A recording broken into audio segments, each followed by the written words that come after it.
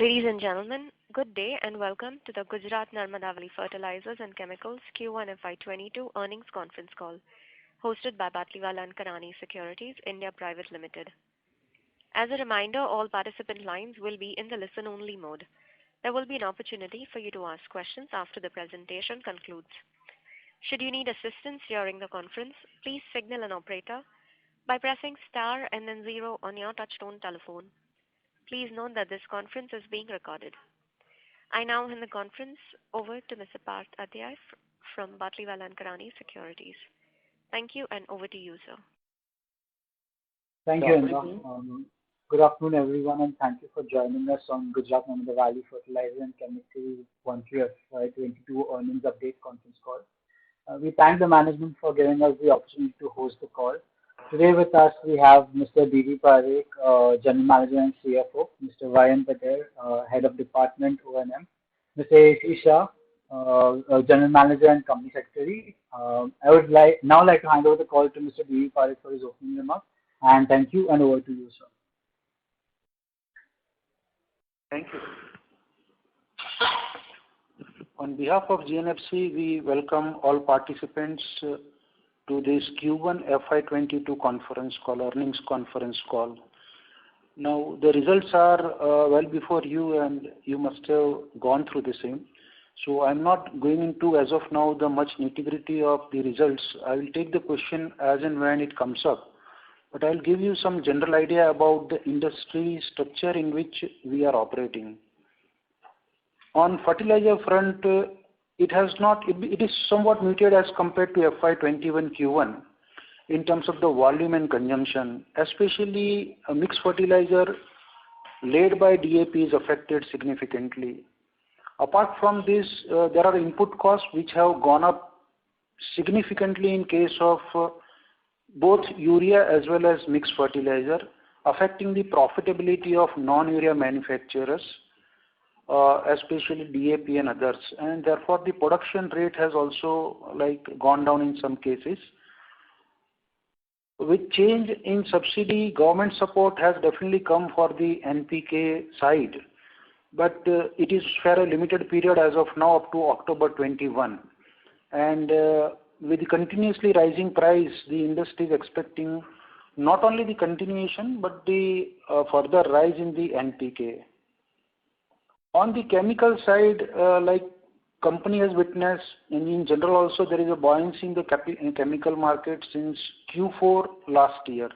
And the same has continued in Q1 except for certain products like TDI.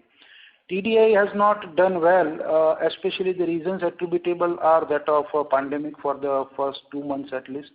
And there is a rub-on effect also after that in June. Secondly, if we talk of the company performance, Q1 to Q1 is little comparable because in April 20 there was a forced shutdown on account of lockdown, whereas this time it was because of the planned annual shutdown.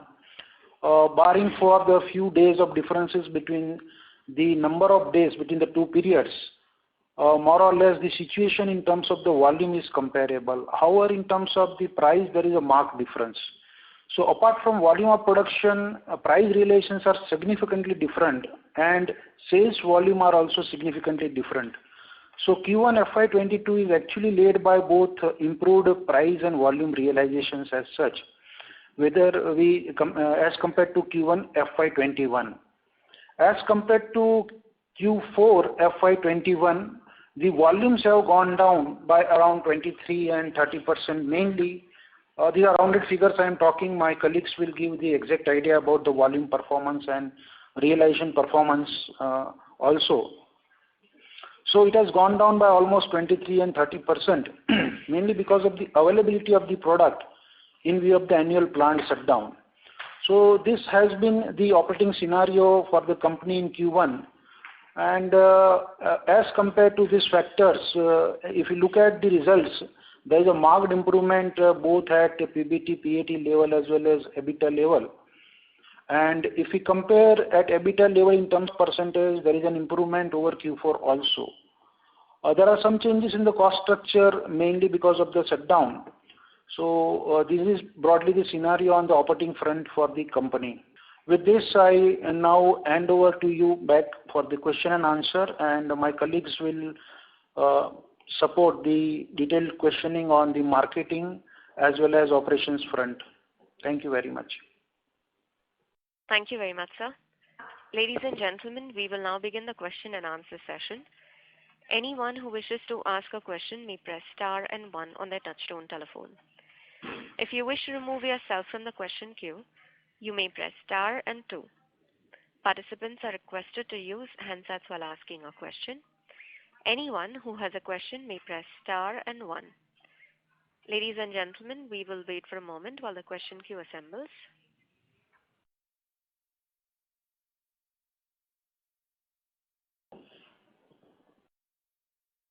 Any participant who wishes to ask a question may press star and one on their touchtone telephone.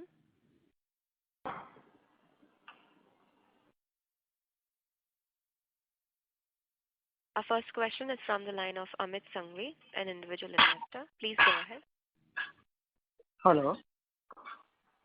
Yes. Hello. Hello. Yes, yes, please. Yeah. Just I wanted to know the price trend from Q4 FY21 to Q1 FY22, and also from Q1 FY22 to Q2 FY22 so far. That is one thing. Another thing, whether the production and dispatches have become normal in Q2 so far. My third question is, we have a huge cash balance of approximately 1,800 crore. So I just wanted to know whether there would be any buyback of shares, because we don't have any major capex in the current financial year. These are the three questions from my side, sir. Okay. Mr. Amit Sanghvi, we have received your email as well. Yeah. On your first question, our marketing colleague will answer. Yeah. On your other two questions, the buyback part is something which we cannot comment as such as a company, whether there is a active thinking or not, but we do examine various options. Okay. These are the matters of price sensitivity, so we don't comment on that. Okay. In fact, I would like to supplement that such corporate actions decisions are taken by the management at appropriate time, and it is difficult to judge what time is the appropriate time. Whatever, in fact, management feels appropriate, that time it will be considered. On your second question, whether the production volumes have normalized, yes, after the shutdown, it has normalized at both the complexes. Okay.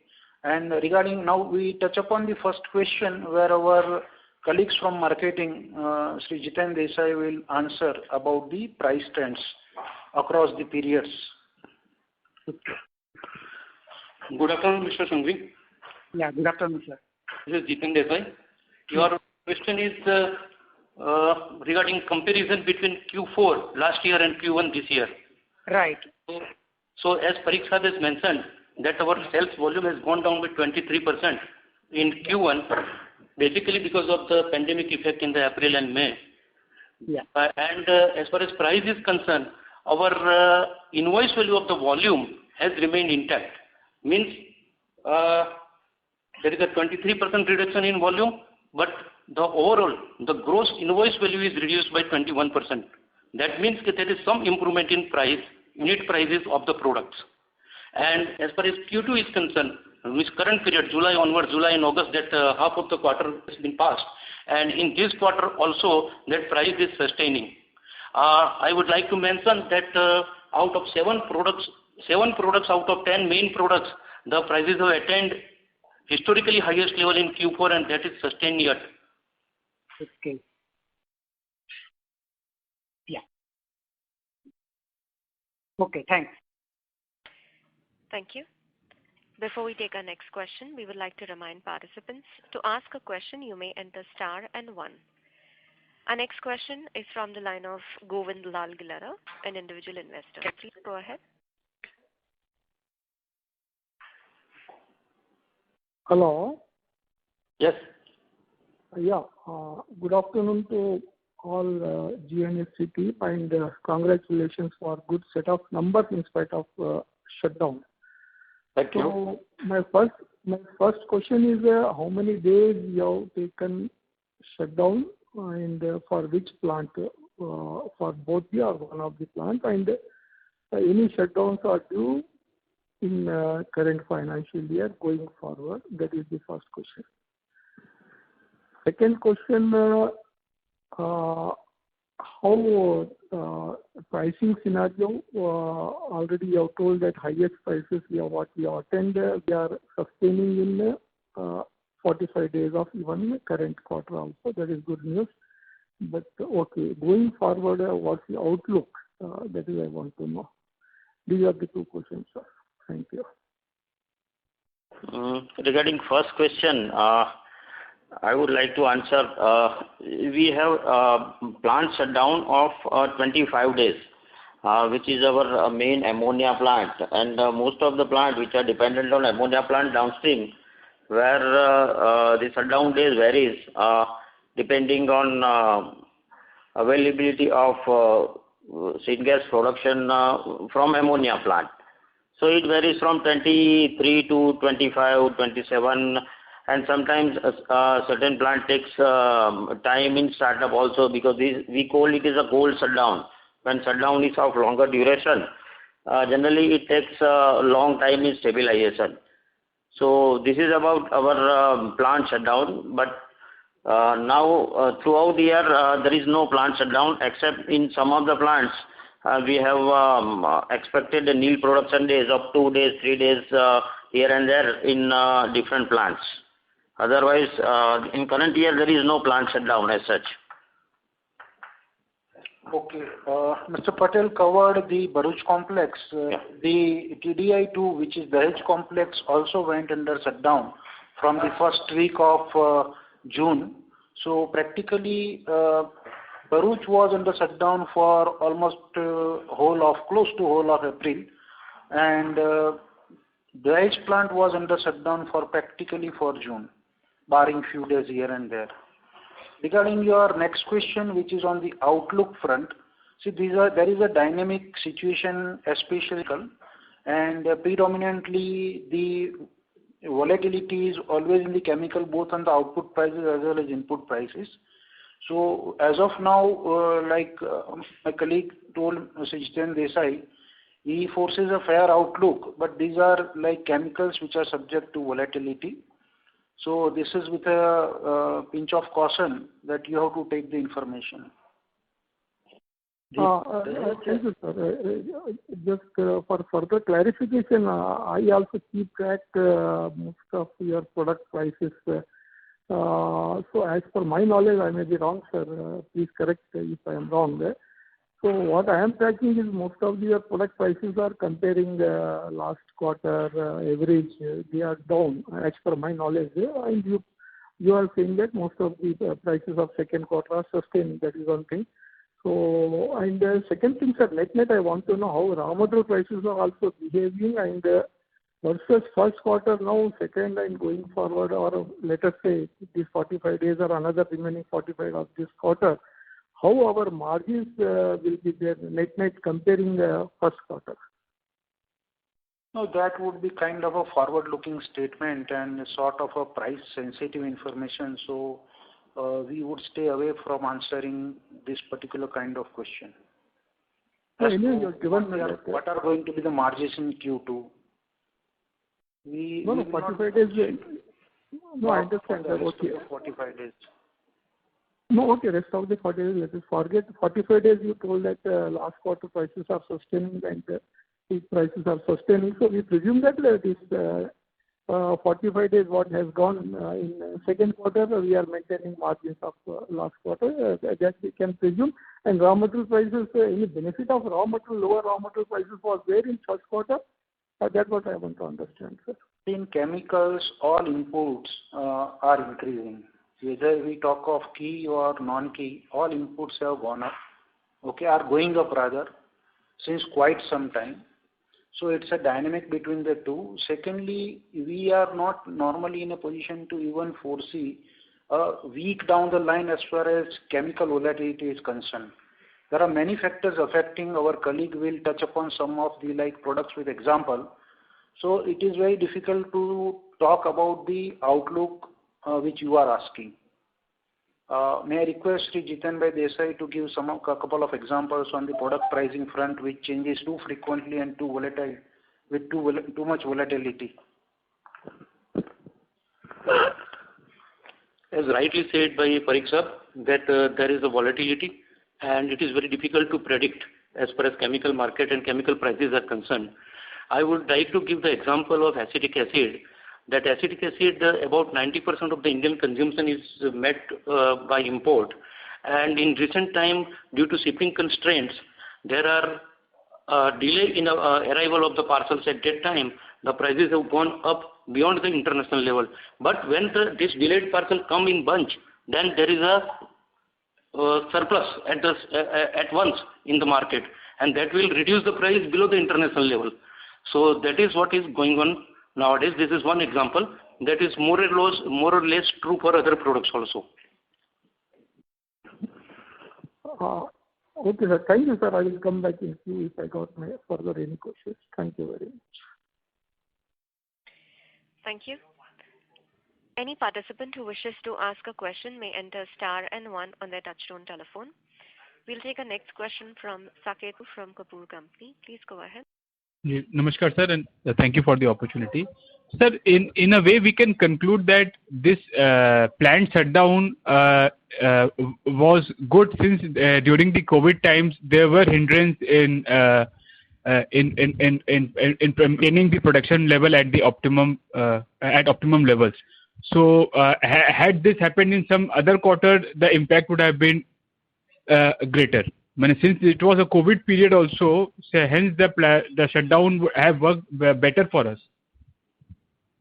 Some products, yes, he is asking from marketing point of view. Some products, yes, you see, from the production perspective, there would have been product available. But in some products, like we talked about toluene, diisocyanate, it was affected severely. So we had huge stock piling up. Products also which were affected in the lockdown. Marketing people will give you some better idea. If we would have the production work 26 days, what would have been the scenario? Yeah, in one way that pandemic has affected the demand, and that is why it is a coincidence with our shutdown schedule. But we, by and large, we plan for the shutdown actually. Whenever there is a planned shutdown, we plan for it. And for some of the products, our sales is not affected because of the shutdown. We were having some inventory for that, and obviously we have to plan to cater the need of our customers continuously and uninterruptedly. Right, sir. And there is a inventory what we see in the cotton numbers of 95 crore. Could you 96 crores, right, sir? Sir, which is TDI. It is predominantly TDI, sir. Yes. Okay, and sir, you see in the quarterly numbers is a net increase in the inventory, which is led by TDI. Okay, sir. And sir, the TDI price trends for March quarter and June quarter, what was the trend in the TDI international prices?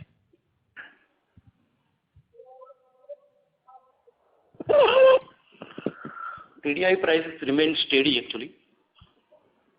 Okay, that means they are flat. There is Can you give any in the last 15 to 20 days, in last 2-3 weeks, there is slight increase. Okay, sir. In dollars, can you give some more color, sir, for what was for the March end and what are the trends currently? If you just a ballpark, then it is almost steady. Okay. April and May it has gone down. It has gone down, and compared to that, it has increased in the month of July. Okay. So then you can give the realization for the last quarter, sir. What was the realization for TDI? The blended realization for the entire quarter, and the March numbers. The product specific information we normally avoid, so we have a request if this is not asked to us.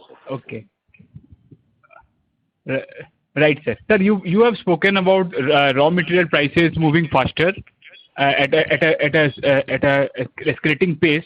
So if you could give some more color, how and what products raw material prices have flared up quarter on quarter, sir? See, okay, raw material prices are going up across the board.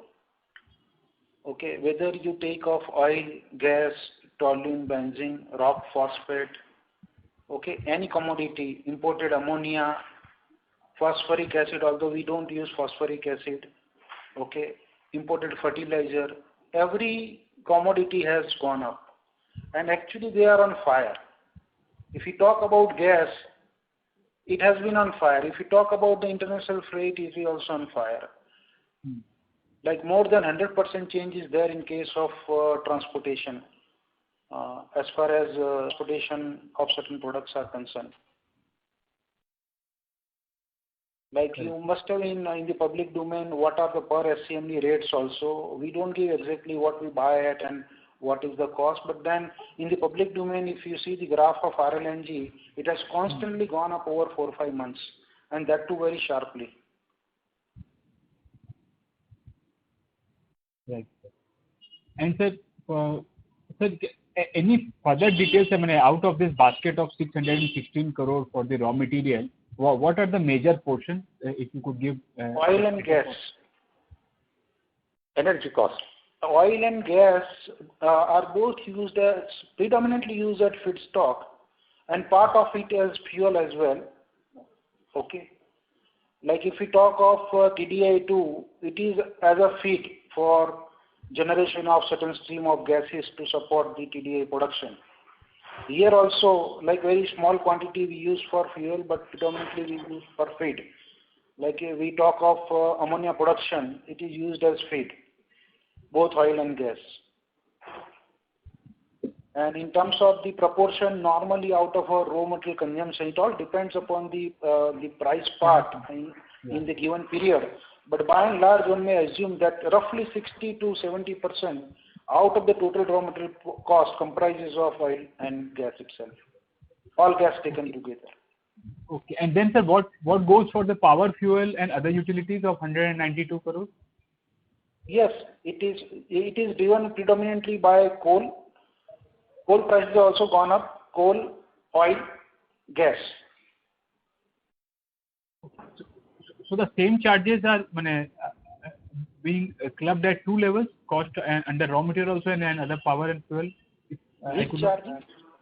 Sir, I am talking. You are talking that oil cost is also there in the raw material as well as it is there in the power and fuel. Very small portion of oil goes as fuel. Okay. Okay. So major is the coal. Yes, predominantly it's a coal. Okay. And sir, how is the sourcing done? We have a long-term contract or depending upon the spot market? No, for fertilizer we do have a contract. Okay, we call it FSA, fuel supply agreement. And for the non-fertilizer, we buy. Normally it is an imported buy. And of late the prices have gone up in the import market of coal substantially. So then there is going to be some impact definitely going forward also on account of coal charges also, since the prices have moved up. In spite of the increased material prices, it all depends upon what is finally the difference which we maintain in the output price and the input cost. So far it has been profitable, and we hope it is going to be to our advantage in time to come. But if somebody wants us to quantify, it is difficult. Correct. And there are talks also, sir, for revision in the fertilizer prices again because of the unabated rise, as you have told about raw material prices.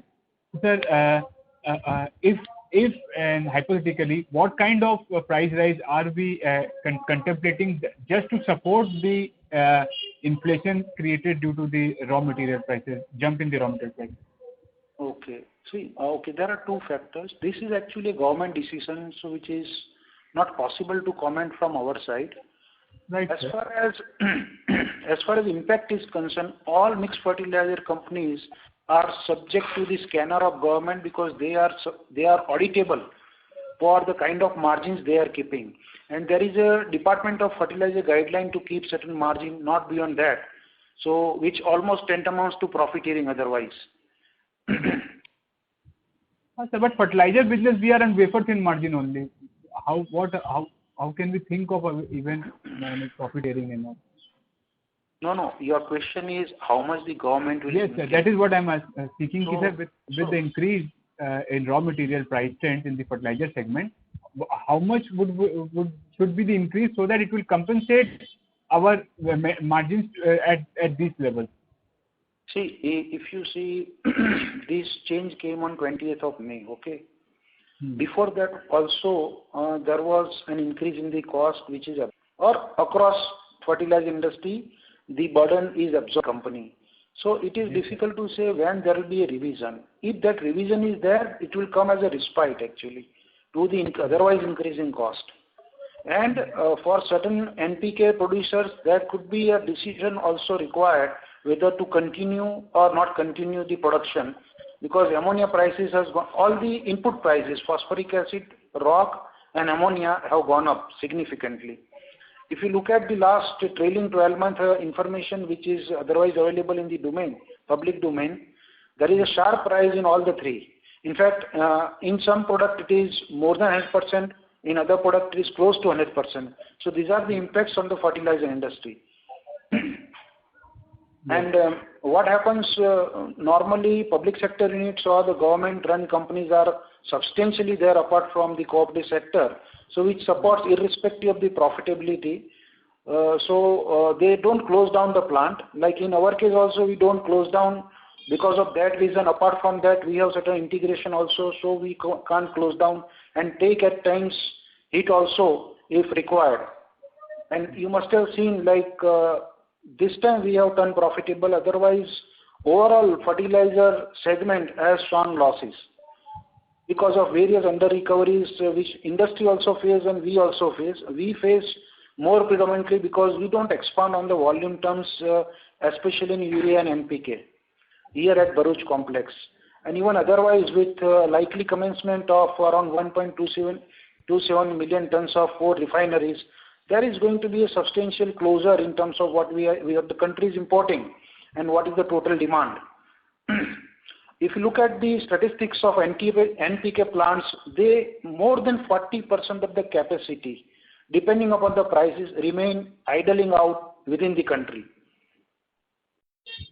Sir, I missed your last 2 points. The 1.27, some numerical figure you gave, and the last comment. There was a disruption. If you could repeat. Okay, in case of NPKs, see, there are around 40% capacity which are not operational because of one or the other reason normally. Okay. This is mainly because, see what happens, although we say it's a decontrolled market, practically it's a controlled market. Why? Because for a manufacturer, there is a cost of production and only it is offset by a certain subsidy which is decided under NBS route, nutrient-based subsidy route. Now the rest is on their account only, whereas product prices are not going up substantially because of the competition. And at times when the product prices go up, there is a government intervention also. And like last time what happened, most companies thought of increasing the prices, some companies did. We were also in the process of doing that. And by the time around 20th May, this notification came wherein the rates were changed, predominantly of the P part, phosphorus part, which substantially changed. Whereas there was no change in N and K out of NPK. Okay, and this figure of 1.27 million, what was that, sir? If you could come again. 1.27 million tons, I am talking about the new capacity. You must have heard about one company with 3 plants. Apart from that, there is a coal gasification based plant also around Orissa. Okay. So there are 5 units, 3 under one company and 2 different companies. So effectively 3 companies, 5 units are coming up with capacity. One has already become operational. The second is going to be operational around 2023. And the rest are also expected to be commissioned in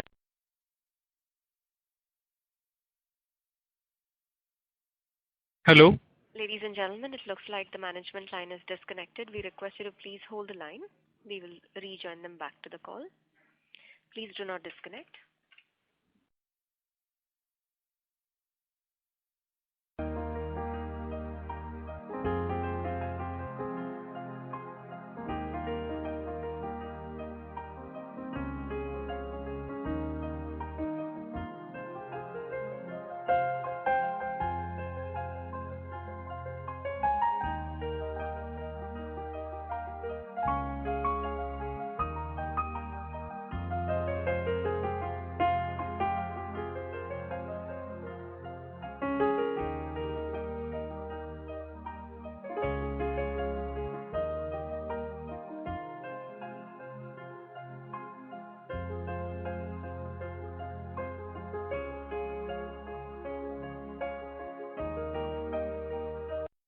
Ladies and gentlemen, thank you for your patience. We have the management line now connected. Mr. Kapoor, once the management completes responding to your answer, to your question, we request you to please return to the queue. It got interrupted. I will just seek that clarification and come in the queue, ma'am. Thank you. Thank you. Yeah. Yes, sir. Please complete that 1.27 million ton part of the story, sir. 3 players you were telling. Yeah. See, 3 units are that of Hindustan Urvarak. The one is at Talcher and another is Ramagundam. Talcher and Ramagundam are a separate entity, whereas 3 other plants are under HURL. Ramagundam has already started the production, and the rest 4 are also expected to start the production in next couple of years' time. There are different timelines. They keep on getting rescheduled, but we may expect that next 2 years this capacity should be operational, and the import of last year there was 9 million tons which were imported, so it should come down to that extent is what we hope in case of urea. Whatever we discussed, 1.27 into 5 is only in case of urea. Okay. ठीक है sir. Thank you. Thank you. Before we take our next question, we would like to remind participants to ask a question. You may enter star and 1. Next question is from the line of Vipin Gosar from Invesco Mutual Fund. Please go ahead. Yeah, good afternoon, sir. Sir, briefly you touched upon this question, but my idea is to understand QOQ, how the spreads have moved in key Mr. Gosar, I'm sorry to interrupt, but you're sounding as if you're far from the phone. Can you just switch to a handset mode if it's on a speaker? Is it getting better or is it still bad? A little better, sir. That's fine, so you may proceed. Yeah. Sir, if you can help us understand how the spreads of key chemical products have behaved for the quarter, especially for TDI and aniline, acetic acid, formic acid.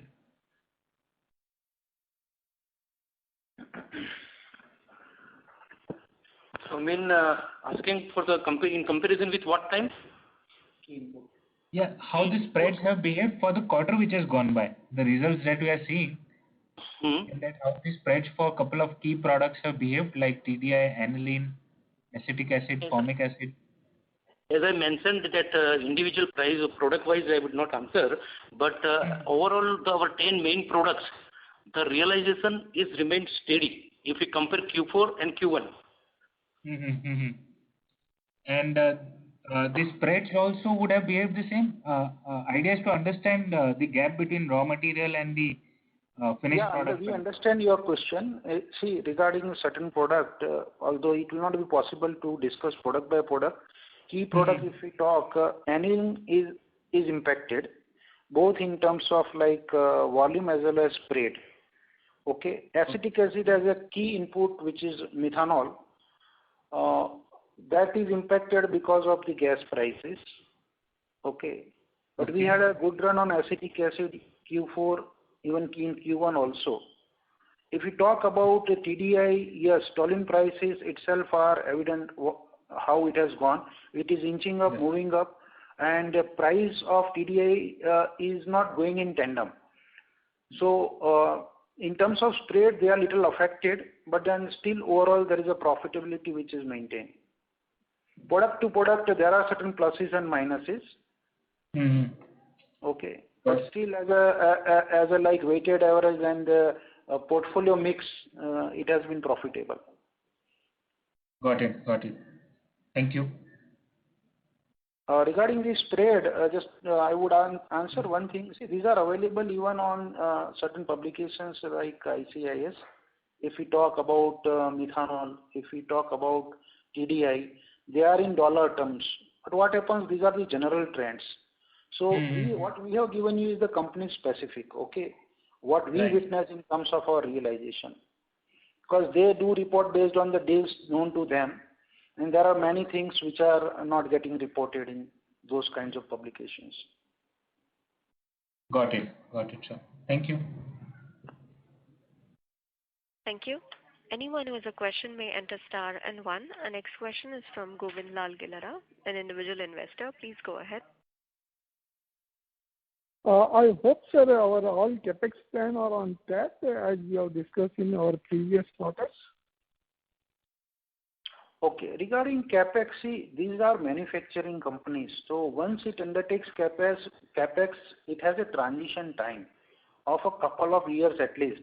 So quarter to quarter, the plan does not change, and the capex part was well covered in the last quarterly earnings call. If there is a specific question, we might answer that. Otherwise, it is not something which will change quarter to quarter significantly. If there is anything, we will cover in our opening remarks as well. Great, sir. That is helpful. Thank you. Thank you. Anyone who has a question may enter star and one.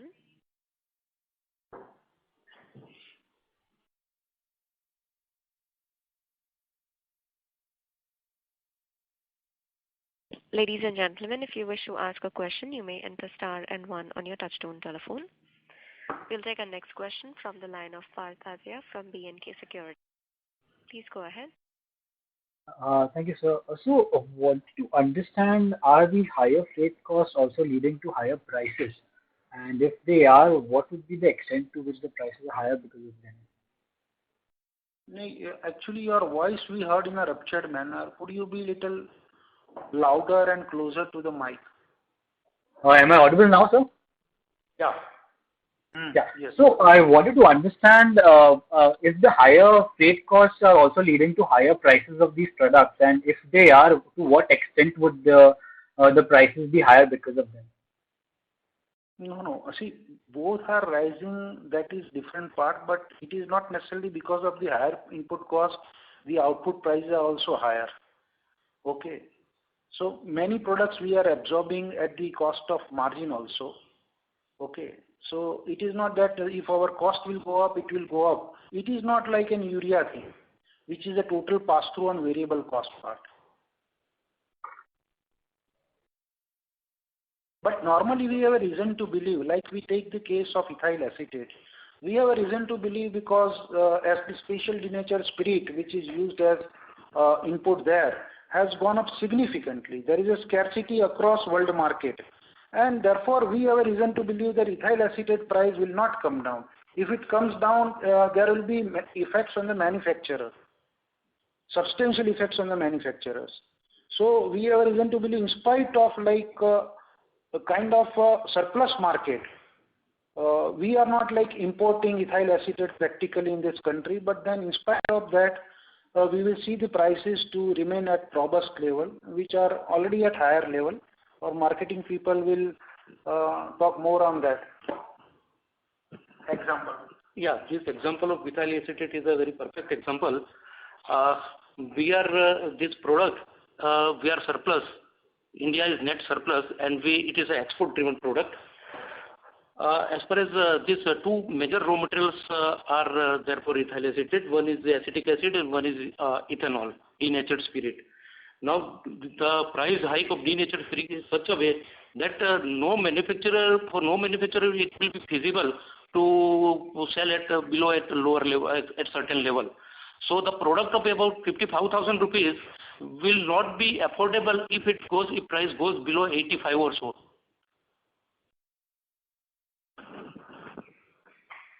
Okay, that was helpful. And secondly, in last previous call, you mentioned that there were certain TDI capacities that shut down globally.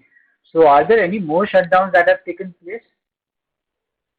TDI shutdown across world. Hello.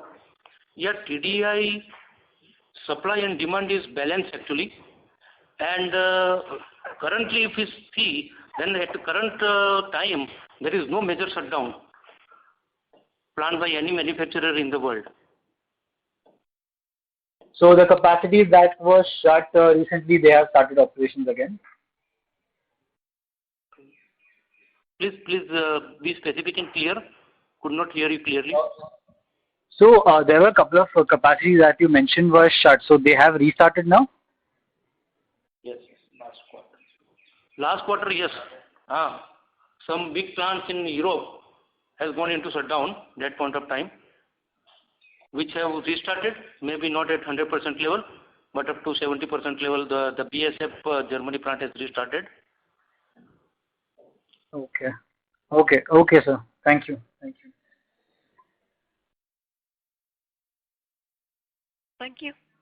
As there are no further questions from the participants, I now hand the floor back to the management for closing comments.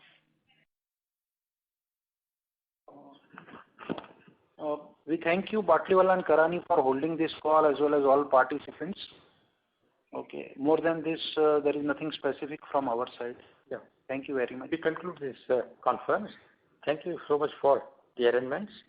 Thanks a lot. Thank you, members of the management. Ladies and gentlemen, on behalf of Batliwala and Karani Securities, that concludes this conference. Thank you for joining us, and you may now disconnect your lines.